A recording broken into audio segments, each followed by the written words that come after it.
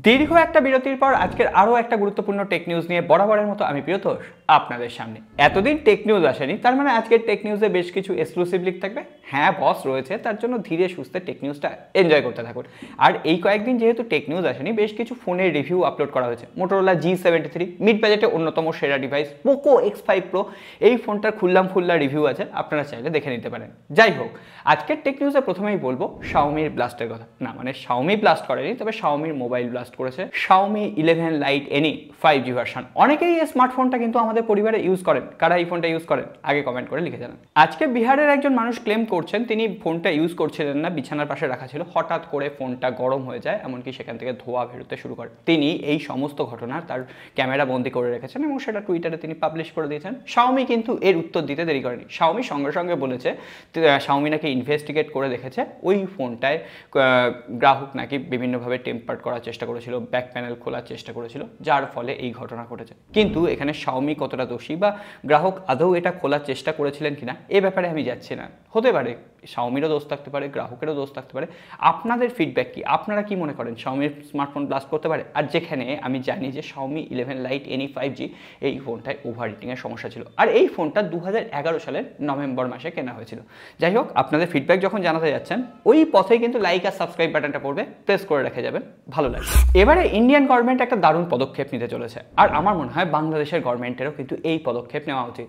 এখন থেকে মোবাইলে যে সমস্ত প্রি ইনস্টলড ব্লোটওয়্যার থাকবে, মোবাইলের অ্যাপ্লিকেশন থাকবে, সেটা স্যামসাংয়ের মোবাইলে স্যামসাংয়ের অ্যাপ্লিকেশনও হতে পারে, সেগুলোকে আনইনস্টল করার অপশান দিতে হবে। গ্রাহক যেন চাইলেই ওই অ্যাপ্লিকেশনটা আনইনস্টল করতে পারে।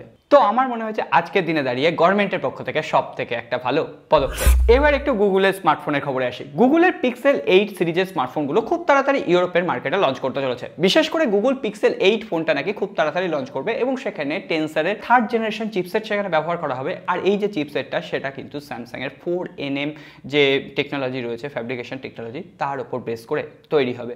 তো দেখা যাক, এটা ওই অনেকটা এক্সিনোসের মতোই পারফর্ম করবে, তবে গুগল এটাকে বেশ কিছুটা কাস্টমাইজও করতে পারে বলে এখনো পর্যন্ত খবর রয়েছে। পোকো আজকে ইন্ডিয়ান মার্কেটে 17,000 রুপিতে তাদের সব থেকে সেরা ডিভাইসটা লঞ্চ করে দিয়েছে, পোকো X5। এই ফোনটাই রয়েছে কোয়ালকম স্ন্যাপড্রাগন 695 একটা 5G চিপসেট।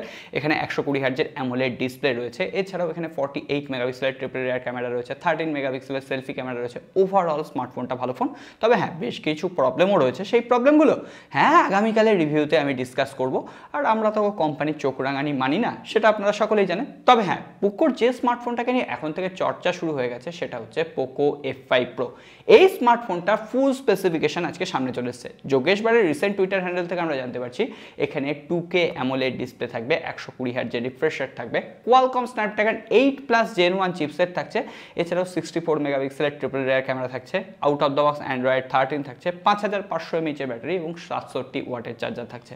মোটামুটি বলা হচ্ছে 30,000 রুপির প্রাইস ক্যাটাগরিতে এই ফ্ল্যাগশিপ কিলার স্মার্টফোনটা লঞ্চ হবে। এবার একটু ইনফিনিক্সের খবরে আসি। ইনফিনিক্সের তরফ থেকে আরও একটা budget category device Infinix hot 30i 27 March Indian মার্কেটে লঞ্চ করতে চলো। এটা কিন্তু বাজেট ক্যাটাগরি ডিভাইস হবে, তবে হ্যাঁ এই বাজেট ক্যাটাগরি ডিভাইস হলো ফোনটা কিন্তু অত্যন্ত সুন্দর দেখতে। আর এই ফোনটা ওই রিয়েলমির 1st জেনারেশনের Realme 1 ফোনটার কথা মনে করিয়ে দিচ্ছে। ওই ডায়মন্ড কাট ডিজাইন, এছাড়াও একটা অন্য কালারের ভ্যারিয়েন্টও থাকবে। যাই হোক, এই ফোনটা মোটামুটি শোনা যাচ্ছে মিডিয়াটেকের হিলিও G37 প্রসেসর থাকবে।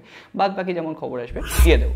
OnePlus-এর নর্থ সিরিজের স্মার্টফোনগুলোর খবর কিন্তু আমরা অনেকদিন ধরেই পাচ্ছি, আদপে সেগুলো ইন্ডিয়া বা বাংলাদেশের মার্কেটে লঞ্চ হচ্ছে না। অবশেষে শোনা যাচ্ছে 14ই এপ্রিল, এই মাস নয়, অর্থাৎ আজ থেকে ঠিক এক মাস পরে 14ই April OnePlus Nord 3 CE Lite বলে একটা স্মার্টফোন লঞ্চ করবে, যেটা স্পেসিফিকেশন আপনাদের সাথে শেয়ার করে দিলাম। আর হ্যাঁ, এর সঙ্গে সঙ্গে শোনা যাচ্ছে OnePlus Nord 3 ফোনটাও লঞ্চ করবে, যেটা কিছুদিন আগে চাইনিজ মার্কেটে লঞ্চ করলো। ওই মিডিয়াটেকের Dimensity 9000 চিপসেট রয়েছে। Nord 3 30,000 রুপির আশেপাশে আপনারা ধরে রাখতে পারেন। রিয়েলমির পক্ষ থেকে Realme 10T 5G নামে একটা স্মার্টফোন কিন্তু মালয়েশিয়ার মার্কেটে লঞ্চ হতে চলেছে। তারপরে এটা ইন্ডিয়া এবং বাংলাদেশের মার্কেটেও রিব্র্যান্ডেড হয়ে আসবে। Realme 10T মিডিয়াটেকের Dimensity 810 চিপসেট থাকছে, 15,000 রুপির প্রাইস ক্যাটাগরিতে এই স্মার্টফোনটা লঞ্চ করবে। কিন্তু তার থেকেও বড় কথা, 21শে মার্চ ইন্ডিয়ান মার্কেটে Realme লঞ্চ করছে Realme C55 স্মার্টফোনটা। এই স্মার্টফোনটা সব থেকে হাইপের কারণ হচ্ছে এই স্মার্টফোনটায় ওই ডাইনামিক আইল্যান্ড ফিচার থাকবে। তবে Realme এটাকে কত ভালোভাবে এস্টাবলিশ করতে পারে, কি কি ফিচার্স এখানে ইনক্লুড করতে পারে, সেটাই এখন দেখার। শুধুমাত্র চার্জিং অ্যানিমেশন দিয়ে দিলেই তো হবে না। অ্যাপেলে যেমন বহুত ফিচার্স রয়েছে, সেই ফিচার্সগুলোর মধ্যে কতগুলো Realme ঠিকঠাক টুকলি করতে পারে সেটাই এখন দেখার। কি দাদা, তৈরি তো স্যামসাং গ্যালাক্সি A34 এবং স্যামসাং গ্যালাক্সি A54 দুটো ফোনই 16 মার্চ ইন্ডিয়ান মার্কেটে লঞ্চ করতে চলেছে। A54 এই ফোনটার রিভিউ আমাদের পরিবার থেকে আপলোড করা হবে। তো A54 ফোনটা কিন্তু খুবই ইন্টারেস্টিং স্মার্টফোন হতে চলেছে। আমরা জানি যে আপনারা অনেক দিন ধরে এই ফোনগুলোর জন্য ওয়েট করছেন, আর কয়েকটা দিন, 2 বা 3টে দিন, যাই হোক। এর সঙ্গে সঙ্গে সামনের সপ্তাহে স্যামসাং কিন্তু একদম অ্যাফোর্ডেবল প্রাইস পয়েন্টে স্যামসাং গ্যালাক্সি A14 5G ফোনটা লঞ্চ করতে চলেছে। এই ফোনটা নতুন কোনো স্মার্টফোন নয়, A14 5G ফোনটার একটা রিব্র্যান্ডেড ভার্সন হবে। আর এই ফোনটা কিন্তু মোটামুটি 12 থেকে 13,000 রুপিতে লঞ্চ করবে। যারা স্যামসাংয়ের স্মার্টফোন খুঁজছেন অথচ 5Gকে প্রায়োরিটি দিচ্ছেন, তাদের জন্য এটা একটা বেটার অপশান হতে পারে। তবে আজকে স্যামসাংয়ের তরফ থেকে সব থেকে খারাপ খবরটা হচ্ছে Samsung Galaxy S23 fan addition, যেটা বলা হচ্ছিল এই বছরে অক্টোবর মাসে নাকি লঞ্চ হবে, সেই ফোনটা নাকি লঞ্চ নাও হতে পারে। হ্যাঁ, বিভিন্ন জায়গা থেকে খবর আসছে এই বছর Samsung Galaxy S23 fan addition launch হবে না। এমনও হতে পারে স্যামসাং ফ্যান এডিশনকেই পুরো কিল করে দিচ্ছে। আজকে সবশেষে রেডমির পক্ষ থেকে দুটো খবর রয়েছে। রেডমি নোট 12 4G ভার্সনটা খুব তাড়াতাড়ি লঞ্চ করতে চলেছে, যেটা 12,000 রুপিতে লঞ্চ করবে। কোয়ালকম স্ন্যাপড্রাগন 685 চিপসেট থাকবে। এটা কিন্তু কোয়ালকম স্ন্যাপড্রাগন 680 প্রসেসরের একটা আপগ্রেড ভার্সন হতে চলেছে। ওই একই ধরনের পারফরমেন্স পাবেন, তবে একটা কম্প্যাক্ট অলরাউন্ডার বাজেট কেন্দ্রিক স্মার্টফোন হতে চলেছে। অন্যদিকে রেডমি নোট 12S এই ফোনটাও কিন্তু বিভিন্ন সার্টিফিকেশন সেকশনে এনলিস্টেড হয়েছে। এই ফোনটাও কিন্তু খুব তাড়াতাড়ি হতে পারে, এপ্রিল মাসের মিড উইকেন্ড নাগাদই এই দুটো স্মার্টফোন একই লঞ্চ ইভেন্ট থেকে লঞ্চ হতে পারে। যাই হোক, আজকে আর কথা বাড়াচ্ছি না। সকলে ভালো থাকবেন, সুস্থ থাকবেন, আমাদের পরিবারের সাথে জুড়ে থাকবেন। দেখা হবে আগামী পর্বে।